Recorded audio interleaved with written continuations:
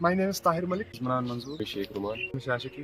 साहब रशीद, अफनान अशरफ। अस्सलामुअलैकुम वरहमतुल्लाह। As you know that कि नीट 25 को अब बहुत ही कम टाइम बचा है, तो इस सिलसिले में जो जीएमसी अनंतनाग के जो नीट 24 के जो टॉपर्स हैं, तो उनसे हम जान लेंगे कि what was their revision strategy in these months, what was मतलब मॉक टेस्ट की एनालिसिस कैसे की जाती थी, stress management, over thinking, fear of failure और पेपर अटेम्प्टिंग स्ट्रेटजी, बहुत सारी चीज़ें हम जान लेंगे। So let's start. Last month में जो है आपकी क्या स्ट्रेटजी रहती थी ओवरऑल?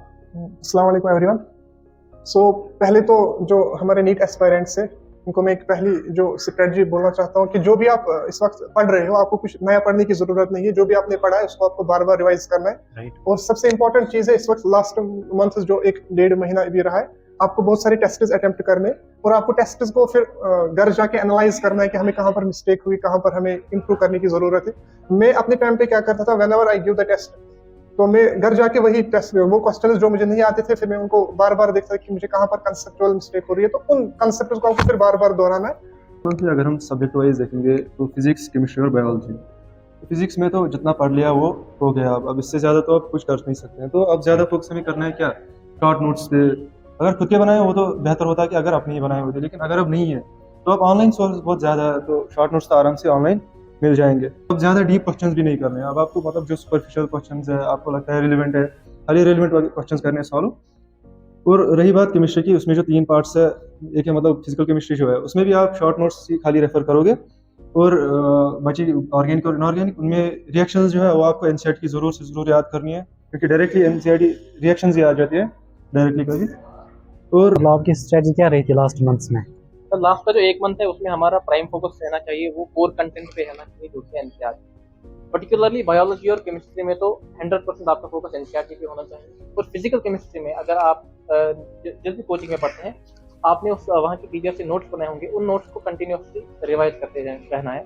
और वो जो बायोलॉजी है बहुत इंपॉर्टेंट है, उसको आपको लाइटली नहीं लेना चाहिए, क्योंकि मैंने थोड़ा लाइटली लिया था, तो वो उसके रिविजन बहुत होने चाहिए। मैंने लगभग 3 से 4 रिविजन किए थे लास्ट मंथ में, लेकिन वो बहुत कम है, उससे ज़्यादा होनी चाहिए।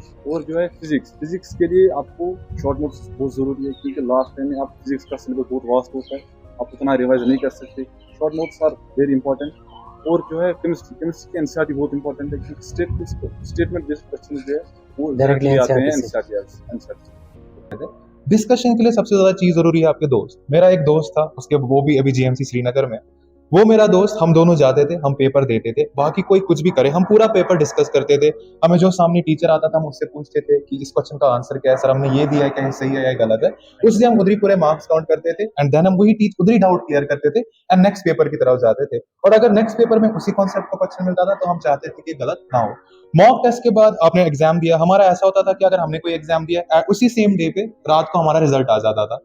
तो रिजल्ट जब आप देखते हो, सीधी सी बात है, हर टाइम तो टॉप नहीं कर सकते, हर टाइम आपके ज्यादा मार्क्स नहीं आएंगे, कभी आपके मार्क्स कम आते हैं, कभी आपके मार्क्स ज्यादा आना स्टार्ट होते हैं। उस केस में आपको किसी भी तरीके का स्ट्रेस नहीं लेना है। अगर वापस मैं अपने दोस्त की बात करना चाहूंगा, वो मुझे काफी डांटता था। अगर मेरे मार्क्स कम आते थे, उसके ज्यादा आते थे, वो मुझे डांट देता था।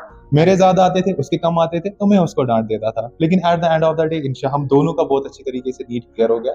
तो एंड के महीने में जो मैं करता था कि मैं ज़्यादातर अपने टीचर्स के जो नोट्स थे वो ज़्यादा रेफर किया कर रहा था। जितना कि मैं बुक्स वगैरह नहीं एंड के महीनों में देखा था, उससे ज़्यादा मैं अपने जो टीचर्स के नोट्स हैं वो जो है वो रेफर किया करता था। जो अब एंड के महीने में ये हमें पता ही है कि जो बायोलॉजी है, बायोलॉजी का सबसे ज़्यादा वेटेज होता है, और फिजिक्स और केमिस्ट्री जो है वो थ्रू आउट द ईयर जो है वो हमारी स्ट्रॉन्ग होती है। तो एंड के महीनों में ज़्यादा ध्यान फिजिक्स केमिस्ट्री के बजाय इंसान को बायोलॉजी को देना चाहिए। फिजिक्स केमिस्ट्री एंड पे क्या है कि जो इंसान ने शॉर्ट नोट्स या जो फार्मूला शीट्स वगैरह उसमें बनाए हुए हैं, स्पेशली फिजिकल केमिस्ट्री और फिजिक्स में जो उसने शॉर्ट नोट्स और फार्मूला शीट्स वगैरह उसने तैयार किए हैं, उनको वो टाइम टू टाइम रिवाइज कर सकता है। डेली वो थोड़ा थोड़ा पर चैप्टर वगैरह देख सकता है। और सबसे इंपॉर्टेंट, आपको अगर हम बायोलॉजी की बात करें तो सबसे ज्यादा इंपॉर्टेंट रिवीजन है इस वक्त, बहुत ज्यादा रिवीजन आपको करने पड़ेंगे। फिजिक्स में आपको इस वक्त जो आपके टीचर्स ने आपके नोट्स प्रोवाइड किए होंगे, जो उन्होंने पढ़ाया होगा, नोटबुक दैट इज सफिशिएंट, और आपको कुछ मॉड्यूल्स फॉलो करने जो आपने एक बार किए होंगे। और सबसे इंपॉर्टेंट इसमें है कि शॉर्ट नोट्स आपको बनाने हैं फिजिक्स में, फिजिक्स के जो फॉर्मूलाज हैं उनको आपको एक शॉर्ट नोट्स में रिवाइज करना है, ताकि आपको कॉन्फिडेंस लास्ट में बिल्ड होगा कि मुझे सब कुछ आता है। क्योंकि लास्ट में क्या होता है, मैंने देखा है कि लास्ट में हमें ये पता लगता है कि शायद हमें कुछ आता ही नहीं है। तो दैट इज अगर हम शॉर्ट नोट्स देंगे तो फॉर्मूला को देख के हमें पता लगता है कि ये कांसेप्ट मैंने कहीं पढ़ा है, तो उसकी वजह से थोड़ा सा जो आपका कॉन्फिडेंस है। पेपर अटेम्प्टिंग स्ट्रेटजी आपकी क्या रहती थी? सर पेपर अटेम्प्टिंग स्ट्रेटजी में ऐसे बोलूंगा कि जो आपका जिस सब्जेक्ट पे आपका जो फोकस है, आपका Hold. होल्ड अच्छा है, आप पहले वो अटेम्प्ट कीजिए। जरूरी नहीं है कि आप पहले बायोलॉजी से स्टार्ट करेंगे। आपका होल्ड अगर केमिस्ट्री पे अच्छा होगा तो पहले आप केमिस्ट्री से स्टार्ट कीजिए। अगर आपका होल्ड फिजिक्स पे अच्छा होगा तो फिजिक्स से आप स्टार्ट कीजिए। और आप पहले अपने घर पे एक स्ट्रेटजी बना के रखिए कि किस सब्जेक्ट को मुझे कितना टाइम देना है, और आप फिर कंटिन्यूसली मॉनिटर कीजिए टाइम को कि क्या मैं अपने जो मैंने लिमिट रखी है उसके अकॉर्डिंग चल रहा हूँ कि नहीं, क्या मैं एक्सेड कर रहा हूँ। क्योंकि लास्ट में क्या होता है, फिर हम टाइमलेस हो जाते हैं वहाँ पे टाइम मैनेज नहीं हो रहा है। टाइम मैनेज नहीं होता है। फिर वहाँ पे बोलते हैं कि 10% रह गए, मेरे 15% रह गए। लेकिन अगर आप पहले एक स्ट्रेटजी बना के चलेंगे तो Right. आपको बहुत फायदा होगा वहाँ पे। और रिवीजन स्ट्रैटेजी की अगर बारे में बात करूं, आपने देखा आपके पेपर में किस क्वेश्चन की नेगेटिव मार्किंग हुई है, कौन आपका सिली मिस्टेक हुआ है, कौन आपने छोड़ा है और किसकी आपको नेगेटिव मार्किंग मिली है। जिसकी आपको नेगेटिव मार्किंग मिली है वो आपको वापस पहले से पढ़ना ही पड़ेगा। और हर एक पर्टिकुलर कॉन्सेप्ट का क्वेश्चन जो आपको गलत हुआ उस पर आपको उसी तरीके के 5 क्वेश्चन करने हैं। राइट। और नेक्स्ट एग्जाम में वो आया, आपको फिर कभी गलत होगा नहीं। इवन अगर वो एग्जाम में वो पर्टिकुलर क्वेश्चन आया, आपको कुछ भी गलत हो जाए, वो क्वेश्चन आपको गलत होने वाला नहीं है। लास्ट यम पतिम रेत ٲسۍ ना मॉक टेस्टस कित पड़ो सक एनालिसिस करा और स्कोर कित पड़ो इंप्रूव गसान। मॉक टेस्ट मे बासान मतलब वन नीट प्रिपरेशन कर वन मॉक टेस्ट वारिया इंपॉर्टेंट आसान नीट ब्रो तो यीत ज्यादा टेस्ट हेको दिख तीत दिन वन मतलब अस गई योर अस दो टेस्ट अम सह हेचुन कह मतलब अस स्कोरा वारिया कम अस वुचन स्कोर कम क्या अस कतन गलती करान अस क्या कर कि पेपर एनालिसिस मतलब यूता इंपॉर्टेंट टेस्ट दिन यूता इंपॉर्टेंट पेपर एनालाइज तक कर बह तुम पी दलील मतलब मे ब्या फ्रेंड मतलब अस दो टेस्ट दित 3 घंटन और नीर मतलब पे अंदर जाए ना कमरस मे पे 3 घंटन डिस्कस कर पेपर उस अगर गलती गई बस तमिस वन क्या कर अगर गलती मे वन क्या कर तो मतलब यह मतलब पेपर एनालाइज कर ज्यादा इंपॉर्टेंट पेपर दिन खुद भी नंबर एनालिसिस कैसे करते थे और स्कोर कैसे इंप्रूव होता था आपका? मॉक ऐसे एनालाइज करता था कि जो मैंने मॉक टेस्ट दिया होता था हमारा नेक्स्ट मॉक टेस्ट होता था संडे से। मैं क्या करता था कि मैं एक दिन पहले उससे एक दिन पहले जो है वो मॉक टेस्ट फिर से करता था, क्योंकि वो क्वेश्चन जो पैटर्न है ओवरऑल सेम ही होता है। और जो है बायोलॉजी के लिए मैं क्या करता था कि मेरे हिसाब से ज़्यादा क्वेश्चन बायोलॉजी में गलत होते थे, क्योंकि मेरा बायोलॉजी थोड़ा दिखता है। उसके लिए मैं क्या करता था कि जो आंसर फिंगरटिप्स बुक है उसके क्वेश्चन बार बार किए हैं मैंने। उसके क्वेश्चन लगभग 3-4 बार मैंने आंसर फिंगरटिप्स है ओवरऑल पूरी रिवाइज की।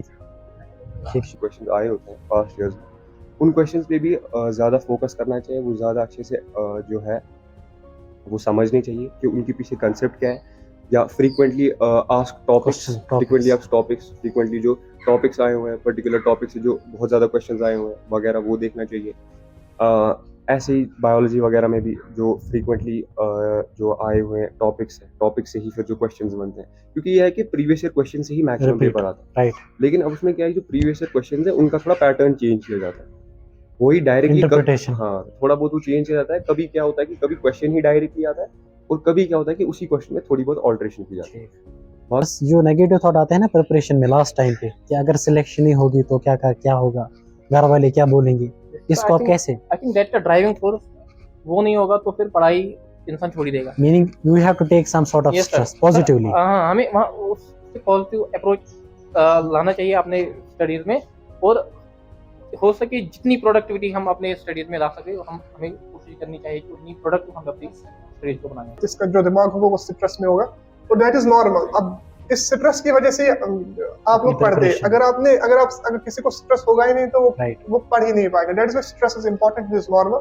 इसको आप नॉर्मल तरीके से दीजिए। हर एक 25 लाख स्टूडेंट्स है, इनमें से जो डिजर्विंग कैंडिडेट्स होंगे, हर एक स्टूडेंट के इस वक्त ब्रेन में इस वक्त यही होगा स्ट्रेस। स्ट्रेस को कैसे आप मैनेज करते थे लास्ट मंथ में? जो इंसान को ये होता है ना, मतलब फियर ऑफ फेलियर, अगर मैं सिलेक्शन गई, अगर इस बार सिलेक्शन नहीं हुई, वो नेगेटिव थॉट जो है ना उसको कैसे ओवरकम करते थे? जी, अब ये वाला चीज़ है कि नेगेटिव थॉट जो है वो हर एक स्टूडेंट के माइंड में आती है। मैं अगर अपना एक्सपीरियंस कहूँ तो मेरे भी नेगेटिव थॉट जो है मेरे भी माइंड में आए हुए। मैं भी सोचता था कि अगर सिलेक्शन नहीं हुई वगैरह क्या करूँगा मैं, सोचता था इंसान। लेकिन ये है कि इंसान को चलते जाना है, सोचना ही नहीं है कि मतलब रिजल्ट क्या होगा, हो जाता है। और बाकी फिर स्ट्रेस मैनेजमेंट, ज़्यादा से ज़्यादा स्ट्रेस के लिए मैंने ये देखा था कि अपने एक्सपीरियंस है कि जितना इंसान रिलीजियसली फॉलो करता है, रिलीजन जितना फॉलो करता है वो, जितना वो रिलीजन के साथ अटैच रहता है, जितना ज़्यादा वो मतलब नमाज हमारे तो नमाज कुरान जितना वो उसके साथ जितना वो अटैच रहता था, उतना ज़्यादा जो है इंसान का जो स्ट्रेस है वो उतना डिक्रीज होता था। और वो क्या था कि वो मतलब काम हो जाता था बहुत ज़्यादा। बिल्कुल मतलब स्टे कनेक्टेड टू अल्लाह सुब्हानहू व तआला, स्टे कनेक्टेड टू अल्लाह सुब्हानहू व तआला, बिलीव इन अल्लाह सुब्हानहू व तआला। इंशाल्लाह जो है आपने मेहनत की है, अब इंशाल्लाह प्रूफ मिलना इंशाल्लाह मिल जाएगा। इस वक्त हर एक स्टूडेंट के, हर एक एस्पिरेंट के जो जो इस वक्त एडवाइस है कि अवॉइड लेट नाइट स्टडीज। सुबह सुबह जो आपकी पढ़ाई होती है उसमें ज्यादा बरकत होती है। प्रॉफिट मोहम्मद सल्लल्लाहु अलैहि वसल्लम ने भी यही कहा है कि हमारी उम्मत की जो बरकत है वो ज्यादा सुबह के टाइम में। That is why I request everyone to avoid late night studies और don't compromise with the sleep cycle को मेंटेन करके रखें, बिकॉज लास्ट में फिर आपका दिमाग जो कुछ काम करना ही छोड़ देता है। तो स्लीप साइकिल को मेंटेन रखें। बहुत सारे लोग ये सोचते हैं कि हमारा सिलेबस कंप्लीट नहीं है, 80% कंप्लीट है, 75% कंप्लीट है, तो हम फुल सिलेबस टेस्ट सीरीज नहीं दे सकते। ऐसा नहीं है, आपको फुल सिलेबस टेस्ट सीरीज देना ही पड़ेगा, क्योंकि इससे जो आपके टॉपिक्स कंप्लीटेड है वो तो क्लियर हो रहे हैं at the end of the day. Right. जो आपको बच रहा है, आप वापस घर आके पेपर एनालाइज किया, जो प्रीवियस टॉपिक है वो मेरे अच्छे से हो गए, तो आप नए टॉपिक्स पे आप टाइम दे सकते हैं। वरना आप अपने प्रीवियस टॉपिक्स को नीट के दिन तक रिवाइज करते जाएंगे, जो रिमेनिंग टॉपिक्स है उनको कभी रिवाइज ही नहीं करे, वो ऐसे ही रह जाएंगे। और नीट से पहले अगर मैं अपना बोलूं, हमारा प्री नीट होता है। नीट से एक दिन पहले हमारे आकाश में प्री नीट था, और प्री नीट देना बहुत जरूरी है। जो मैं अगर खुद का बोलूं, मैंने प्री नीट में स्कोर थे 670 एंड नीट के दिन जब नीट का रिजल्ट आया मेरे स्कोर 665 थे। तो प्लस माइनस 5 मार्क्स आपके आ जाएगी, लेकिन प्री नीट देना बहुत जरूरी है। और किसी भी इंस्टीट्यूट की मॉक टेस्ट सीरीज आप ले सकते हो। मैं आकाश का नाम ले रहा हूँ क्योंकि मैं आकाश में पढ़ता था, बट आप किसी भी इंस्टीट्यूट की ले सकते हो। किसी भी इंस्टीट्यूट का ऐसा सपोर्ट नहीं करूंगा। आप ऑनलाइन भी जा सकते हैं, आप ऑनलाइन टेस्ट सीरीज खरीद सकते हैं। खरीदने के नहीं पैसे है, टेलीग्राम एक सोर्स है, वहाँ हर एक पेपर आपको मिल जाएगा, हर एक पेपर का आंसर मिल जाएगा, वीडियो सोल्यूशन आपको मिल जाते हैं। तो बेस्ट ऑफ लक नीट के लिए।